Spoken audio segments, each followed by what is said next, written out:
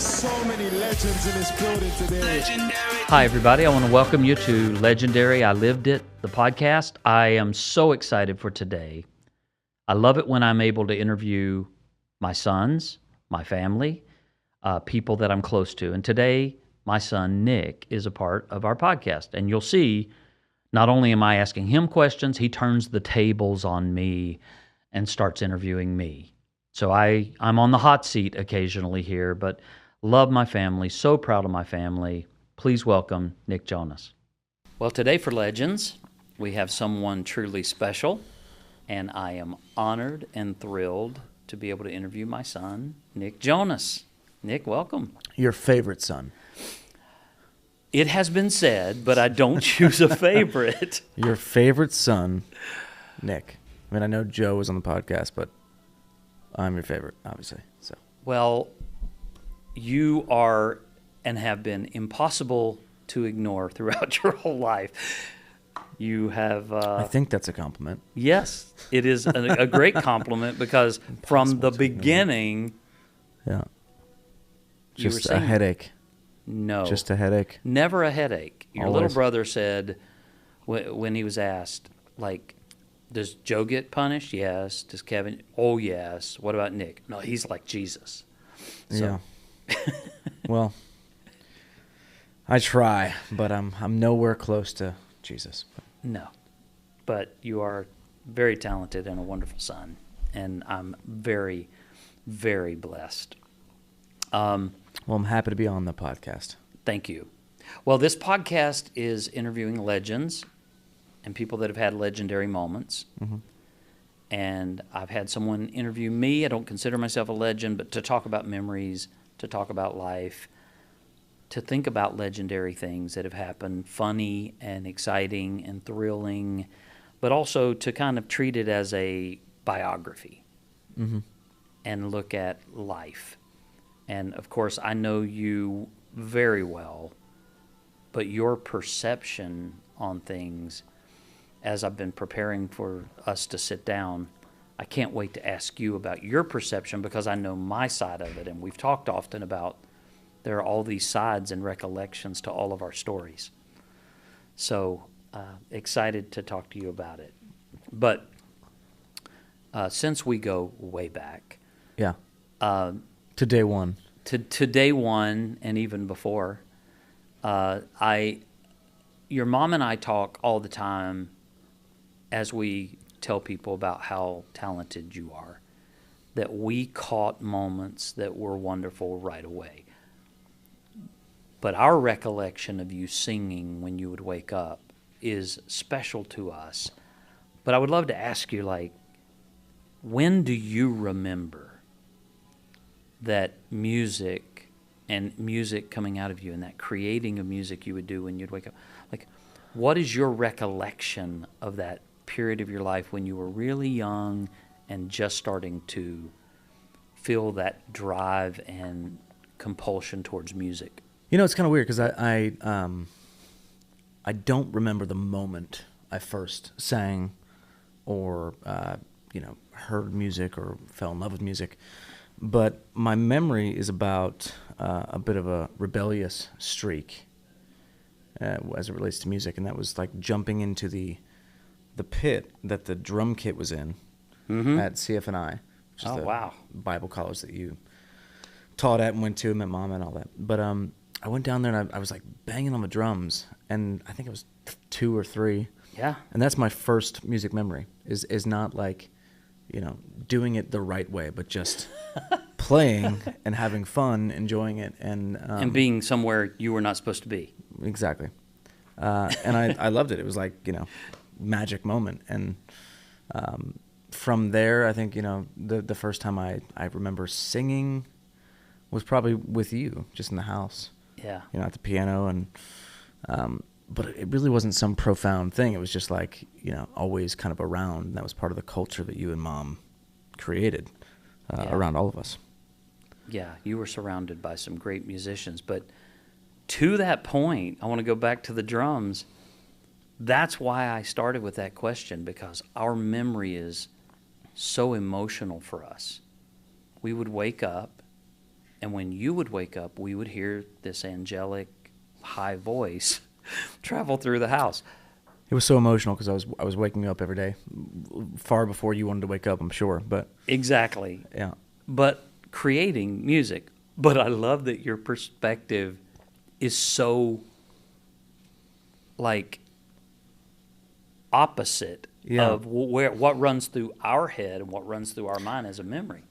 well, it's you know, I feel like a lot of things in my life are you know, a contrast to the person that I've now become. Things like that memory where, you know, the first sort of musical memory has something to do with being somewhere I wasn't supposed to be playing drums. I wasn't supposed to be playing. Right. And then like even, you know, swimming, for instance. My first memory is jumping over a fence and going swimming, even though I didn't know how to swim. And before, by the way, Yeah. you were old enough to have climbed over a fence, Yeah. and you figured it out and jumped in to the deep end of a pool. I don't know why that is the reality, because I'm pretty by the book at this point in my life. But early on, I was rebellious. I had a rebellious streak. No, you scared the bejeebies out of us. Like when you Yeah. when you went over that fence, we thought, oh, we've lost our son. Well, And you know. learned how to swim. fight or flight, that one. Yep. Well, that's an interesting insight into so much of life. You know, we Honestly, I feel like, not to interrupt you, but I feel like that's what shaped my songwriting process, shaped my acting chops, is just like diving in with no technical training yeah, and just doing it. reckless You know. abandon. Yeah, I mean, it's better to just do than to sit around and, you know, be a student for too long. I love Boy. to learn, but I like to learn as I go, and I think that was part of it, was whether it was the drums or swimming, whatever, instinct Yeah. drives, and not the you know, the learned way. Cool. Well, do you do that today still? Where you No, much more fragile. I have a lot more to lose. If I'm being real. Yeah, no, be I mean, real. relationally and also career-wise, I think I'm at a point where I'm proud of. I described it this way to actually your son Franklin the other day, because he's obviously working on his album, and very excited. he was about asking it. us about our new album. Kind of curious about the process and everything else, and I was like, "Look, Frank, you know, there is a different process for every album, and every creative process, and no one way is the right way. You just have to go with what's right." And you know, he was curious because we were we were so involved in every step of the process of our past albums, from the songwriting process to producers, everything else. But with this one, we really leaned on John Bellion, Monsters and Strangers, and the team that helped build the album, which will be coming out next year. And I think, you know, my thing was, if you think about it from this perspective, this analogy, it's like we built a cul-de-sac of homes, right? And each home is an album. Yeah. And we built it from the ground floor. And it you know, built this beautiful neighborhood, but now a new architect has come in and said, I love what you did. Can I build my version of it? And that's John Bellion. And it's brilliant. Well, thank you. I hope so. What he captured, though, and I can't wait for people to hear it, and I won't give anything away other than he got you.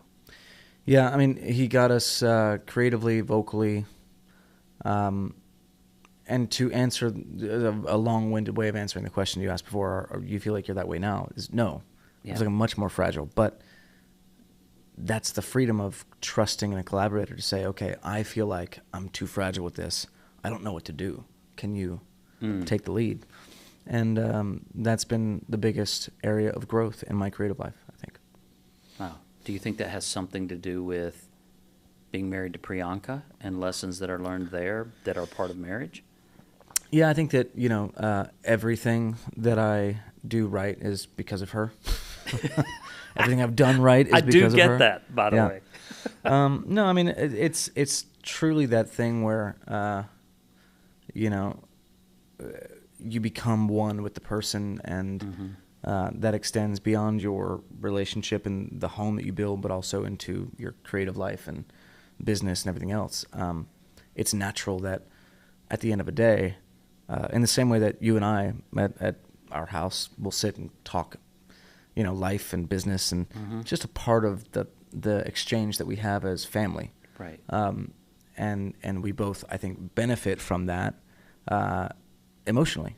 And so with me and Pri, I think that, there's definitely that connection where it's every decision that's made business-wise, every instinct emotionally and creatively kind of run through that filter of that person that you trust and know has your back, but also will say, I don't think that's the right thing. Yeah. Or, maybe think about it from this angle, and that's been invaluable. Well, it was for me. I have said often that my early parenting philosophy was turning to your mom and saying, what do I do now? Yeah, for sure. Because I didn't have the role model part of it. And so, yeah, she helped me. And because you hadn't changed a diaper, yeah. So.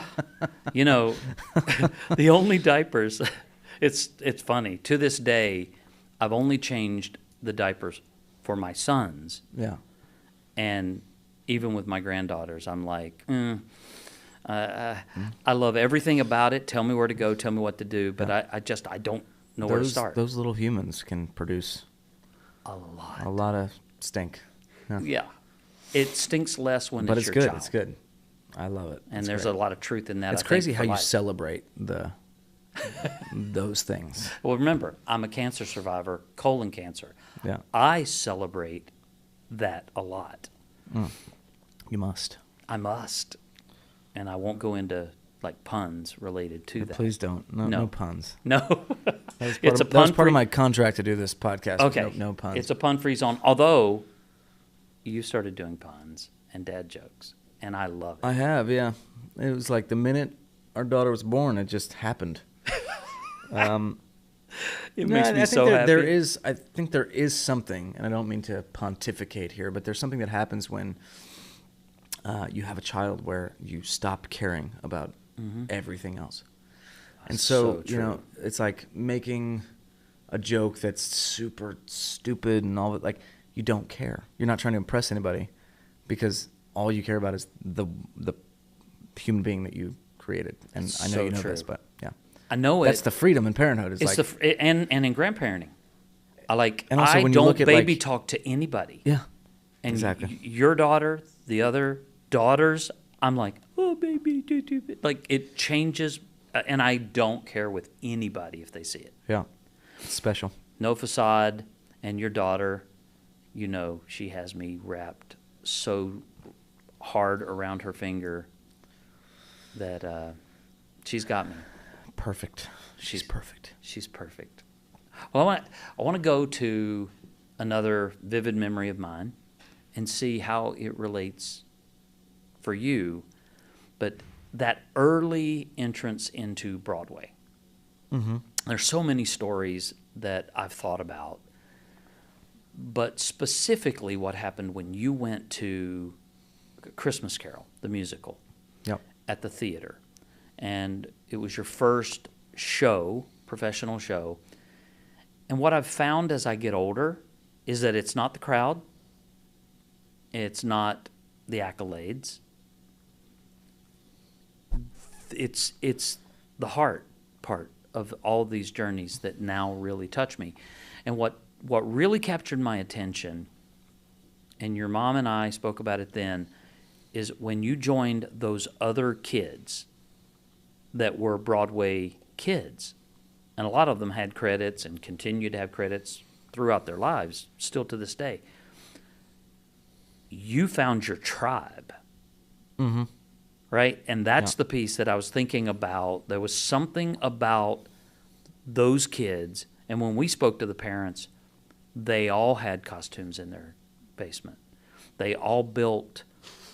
They were all weird theater kids. Well, I'm being nice about it. Of course. But because I'm a theater kid. I'm saying this from a place of love. Yes, of course. For all the theater kids listening, I love you. I'm just... Yes, we both love you. The trope was there that they built Yes. barricades and did a one-man version of Les Mis.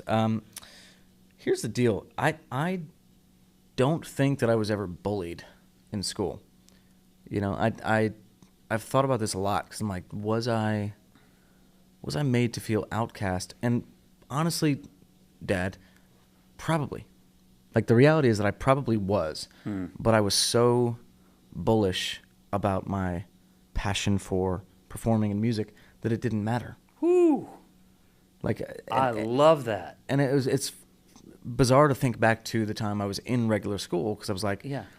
you know, I would say to you after, you know, for context for all the people listening, when I started doing Broadway shows, the school let me come in late, right, at 10 or 11 a.m. because That's I would right. be up till midnight each night performing. So they'd let me come in late, and then Wednesdays they would give me off completely and just give me homework. Because you had the matinee. Because I had matinee, which is a 1 p.m. show. And so a lot of the kids would ask things like, and, you know, I'm in second grade, like, so you get paid to sing, like, and one could look at that as bullying, but I was so, like, passionate about the thing I was doing that Right. it didn't matter what they kind of said or did. But I never felt outcast because I felt so welcome by the community that I was in, you know, the theater. Yeah. So whether that was the kids at A Christmas Carol or the other shows I was in, I connected mostly with the adults in the shows. That's true. And made friendships that have lasted me, you know, a long time. But yeah, it's bizarre to think back and wonder how, you know, I didn't get made fun of more, or if I was being made fun of, didn't allow it to affect me in that way. But I think I chalk it up to the fact that I was just loving what I was doing and it didn't matter. Well, on a smaller stage, I understand that. Like, I grew up, as you know, Cotton Mill Village, family that was disadvantaged by any measurable point of context. Sure. And I've talked to people, like, I dated the prettiest girls in my high school. Flex. I did it, and they loved it. I dated the prettiest girls in the high school. All of them. All my ex-wives love me. Yeah. Well, but in that, I knew that, I had a confidence that even though I wasn't the jock, I played sports, I wasn't great, I was disadvantaged. I couldn't afford to even date. I basically batted above my station, if you would. Because of music. Because of music. The moral of the story is, if you're listening to this and you're thinking sports or music, Yeah. choose music. No. Choose music. If it's about Kidding. intellect or music, choose music. Yeah. No, I to think all we'd be- to all the sports folks out there, no, do that too. That's great. Do that too. And I kind of did everything. But You did everything. the runway for musicians is It's slightly better. people like rock stars. And even in a town like Belmont, which is my point, is like I had a self-esteem that others around me didn't have, and a security and a dream for the future Yeah. that impacted. I felt I had a purpose. Do you feel like you had that? Did you ever think? Last night we're on stage, and I saw you have a moment where you're looking out and you're playing, and there's like a tear in your eye. Did you ever think this would happen? Like when you're looking at your sons Never. at 2, 5, and what is it, 7? Like, No. how wild. Oh, well, here's what I knew. I have those moments where I'm like, how did this? Yeah. Fooled him again. Fooled him again. Yes, that's what runs through my mind. I think there's no way. Yeah. However, I had such a benefit. I did it. What's your independent. proudest moment, though? Well, you're interviewing me. My proudest moment. I'll first say yours, and then the Jonas Brothers, because they are different. The pinch me moment for you, and with you, related to you, was you had me so often write a song on the way in, to the Broadway shows and finish it on the way back. And you were disciplined. Like, unless I was watching Agent Cody Banks on your portable DVD player. yes. I still And have then a I was too distracted by that to write a song. But yes, the rest was Yes, but that did happen, and that's a deviation from the story. But yes, and I have an affinity for Cody because of Shout that. out Cody Banks. Shout out Cody Banks. But when you were honored with the Hal David Award That was cool. at the theater where you did Annie Get Your Gun, and you called me your hero, and you talked about the writing of the songs on the way there and back. And the Hal David Award is the songwriting award that they give to up-and-coming when they induct into the Hall of Fame. There's so many things about, Lionel Richie was there, other giants were there that impacted my life, and my son was being honored. And sitting behind me in my office is the award you allow me to steward during this time. I mean, hands down, I love songwriting. I love music. I love your love of music. There was a backstory to the moment, and I get to look at that to remind myself. Hands down, Dad Flex. I'm going to need that award back, by the way. It's Kidding. no. No, it's in the right hands. It's where it but belongs. I said use the word steward. No way. That is your award, but I look at it. It's our award. How about that? Let's get it. Let's get it. Let's get it. I love that. Jonas Brothers, Texas State Fair. Yeah, that was good. Wild day. It was more than good. Yeah. It was historic. And my favorite flex of that story was, the helicopters. Like, I thought the promoter was out of his mind, and traffic was backed up to Oklahoma. That was a flex, and I had friends at that show that couldn't get there from West Texas. Yeah. It was a A lot of people. That was the moment where I went, this has just caught flight and is a completely different thing. That was fun. What about you? What are your moments where you look at it and go, personally, but also professionally, like this is it? Personally, it's kind of two parts. I mean, one is kind of like seeing the brothers come back together and rebuild. That was bigger than I think even we realize relationally. Separate career, all that, but what that meant to us as family. Yeah. And the steps we took to do that. It was a process. Well, and I'll say, it didn't just do it for our family. There was something about what happened there that, sorry, I get so emotional about it, that helped families realize, it carried some symbolic thing. Well, I think the documentary did a good job of kind of showing that part of it. And we were all pretty transparent. Yeah.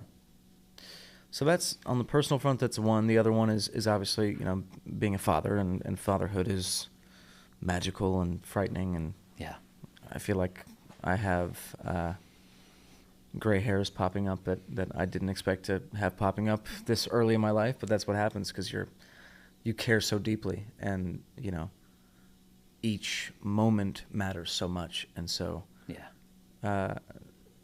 your willingness and readiness and ability to be present and truly be present is so important, and I think that's the area of my life that I'm most proud of and know I need to do the most work on is just in continuing to be present for her as she grows.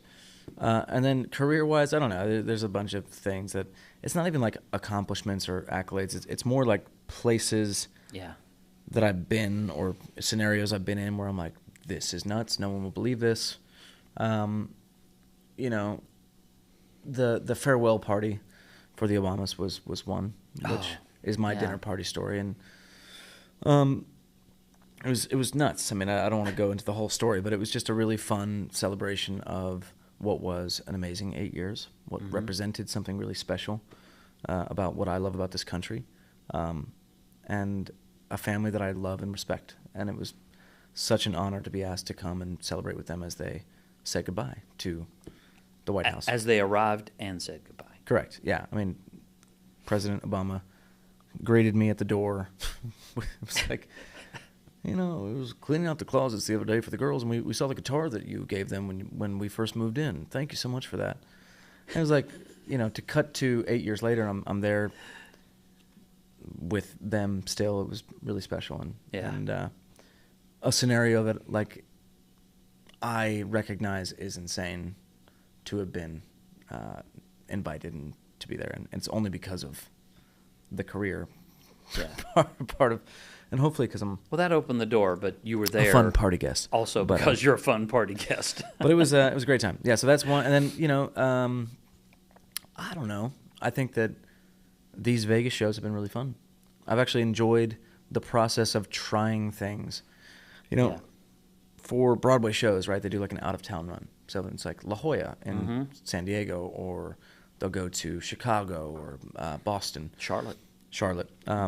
to try the show out of town for a while and then see how it translates, and then hopefully bring it to the stage. So I feel like this has been in a lot of ways our out of town run for next year and what's coming next year, just to literally get out there and try things and see what works, what doesn't, and It's magical. And, the fans that are so anxious for new music, the way you have approached, like, giving them love in the playlist for these shows, yeah, different set lists every night, which is fun. it's really been incredible, and it should continue if there's a way to continue it. Yeah, I mean it's bizarre because I forget sometimes. I'm like, oh, well, Look Me in the Eyes wasn't on the set list.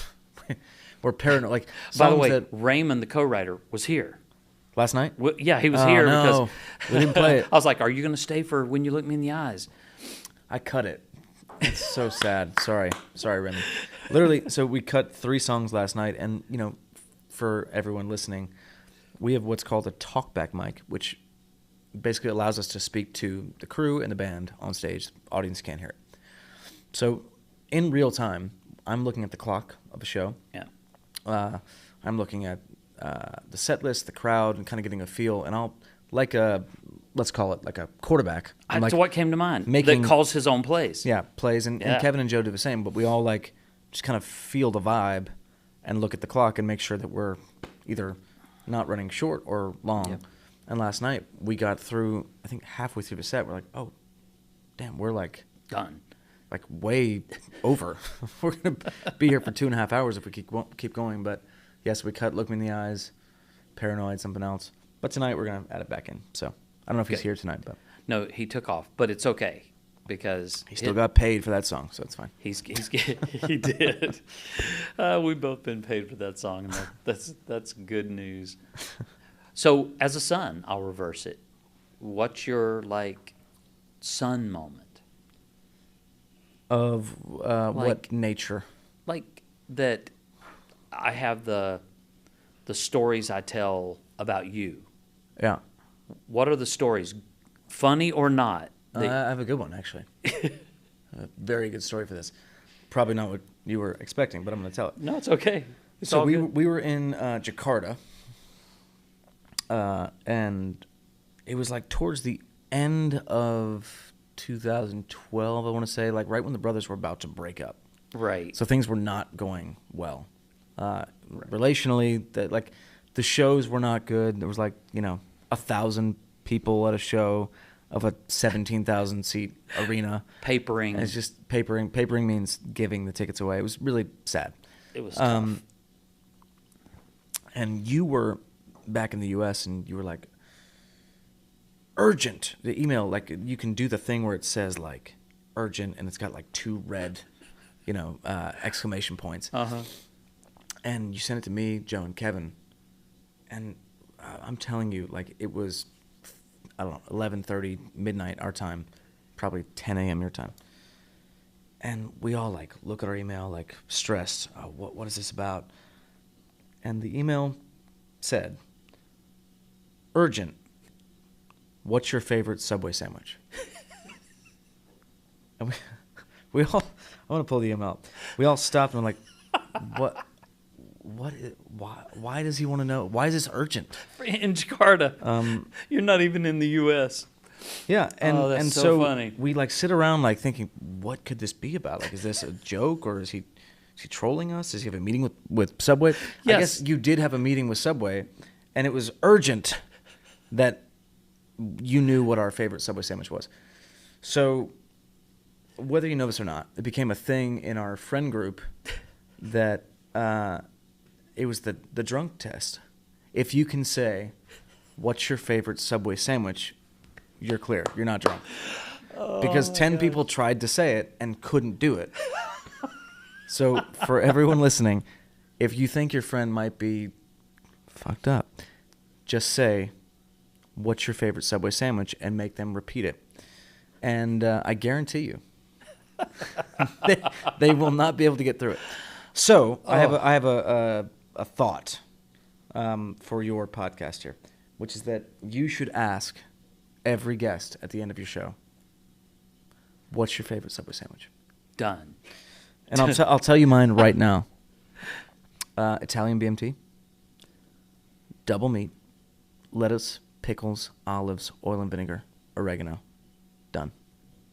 Perfect sandwich. Perfect sandwich. Toasted. Always toasted. And for me, toasted Philly cheesesteak. Ooh, it's a good one. But only meat and cheese. But honestly, what's your favorite Subway sandwich? What's your favorite? I mean, you know what? I would do it. Every show, if you're a guest on this show, yeah, you will be asked as the last question. The last question. Oh, that's so good. Here it is. Wait, but there's a backstory. Oh, wait. Urgent. What's your favorite? I got it. This is from 2012. 2012. There's a backstory. Okay. Well, the backstory, I was with Melinda Bell, if I remember this correctly. And shout out Melinda Bell. Love you. And we were, I think, in Connecticut, and there was an opportunity, but because of several things, Subway really wanted to make sure, and I respect this as a brand, that it was authentic. Yeah, so they wanted to know what our favorite Subway sandwich was. You have to have a favorite. You have to frequent their shop and actually have a favorite. And, of course, we did. I'm telling you, Italian BMT, double meat, lettuce, pickles, olives, oil and vinegar, oregano. But I sent that with no context. Urgent. That's good. It's good. So Jerry Seinfeld, in the tribute to Paul McCartney at the White House, read some lyrics and said, well, she was just 17. Well, you know what I mean. And he went on to say, Sir Paul. That did not age well. That did not age well. And he said, Sir Paul, what did you mean? Yep. So we're going to do a segment going forward where we ask about some lyrics. Sure. And ask, what did What's you the mean? story? Yeah, what's the backstory? So, Black Keys. I want to go to Black Keys. Let's do it. And in Black Keys, which is a very somber, amazing song. Kind of sad song. Yeah. Sad song. By the way, one of my favorites. The song is... We're playing it tonight. Oh, really? Yeah. Awesome. But you wrote this. She hits the gas, hoping it will pass. Yeah. What exactly did you mean? What do you think I meant? Yeah, so I wrote this song at our house in Bel Air at the time on the Yamaha piano that's been in the family for a long time. And it kind of like came out of me pretty quickly. I think it was like 20 minutes. It came out of you. Is that a pun? No. It's not intended if it was. But I wrote the song, got to the studio, laid it down with John Fields, the producer. And he called out that lyric. He's like, that's funny. Is that like an inside? He's like, what are you talking about? He's like, oh, the gas, hoping it would pass. It's funny. Especially because the song is so emotional. I was like, oh, it's just true. I was so in my artist moment. I was like, it's just true. Like, this is what happened. Right. And he's like, well, who's it about? I was like, well, I'm not going to tell you, but it you know, there was some gas, and it did pass in the car, and it was important to put it in the song. Wait, So that's it's about real? a fart. Yeah, it's about a fart. Are you kidding me? No, it's That about is a, for real. I won't ask who that is, but it's about a fart. you're in a car, and the person you're with. Never told a soul. But this is the thing, right? Is the beauty of songwriting is that you can craft like a world, right? Be like, we're in this emotional, like heavy state, and you can subtly work in a fart joke into the song. An emotional song. Yeah, it's a nice thing. Well, that's a scoop we have here. We'll call that the pooper scooper. Well, it wasn't a poop; it was a fart. Just a fart. Just a fart. Just air. Yeah, just air. But can be embarrassing when that is. Was this a date?